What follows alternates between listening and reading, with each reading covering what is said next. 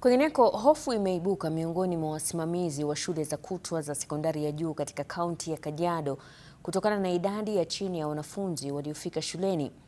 Katika baadhi ya shule ni wanafunzi chini ya 10 waliofika licha ya wanafunzi zaidi ya 100 kutarajiwa. Robert Masai ana taarifa hiyo kwa kina. Katika shule ya mseto ya Senior Chief Risa iliyoko Kajiado ya Kati, wanafunzi wa gredi ya 10 wanaendelea na somo la Kiswahili. Ndovu na sungura wanashindana. Shule hii ilitarajia kufikia Ijumaa wiki jana kuwapokea wanafunzi 135 wa gredi ya 10. Na japo shule hii ni ya mseto, kwenye darasa hili kuna wanafunzi 6 pekee. We were not expecting that. Bearing in mind that the grade 10, we are expecting 100% transition to senior secondary schools. But a problem arose because most of these students, I think the C1 and C2 schools have taken most of the students.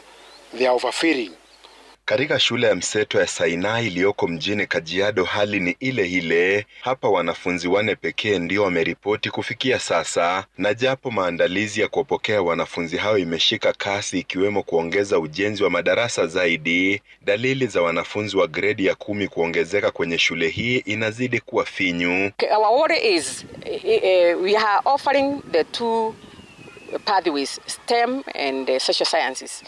Now, we are not even sure how many will come in STEM and how many will be admitted for social sciences. So we are worried that we will not get an adequate number, so that we are a number good enough to teach. Ni hali ambayo inazidi kuwapa wasimamizi wa shule hizo wasiwasi, kwani idadi ndogo ya wanafunzi wanaojiunga na shule hizo inamaanisha watapata kiwango kidogo cha fedha za kufadhili elimu, na hivyo kulemaza uendeshaji wa shule.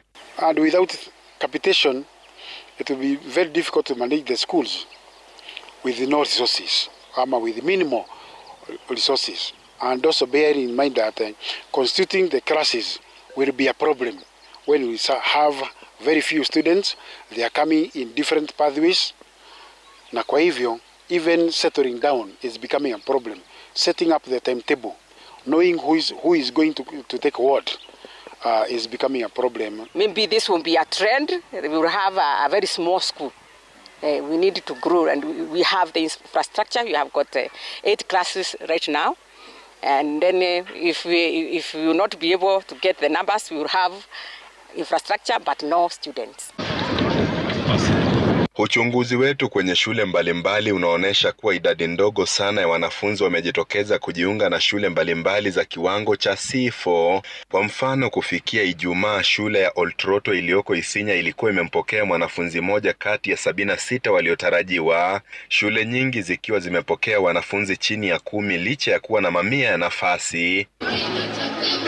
Robert Masai, runinga ya Citizen, kaunti ya Kajiado.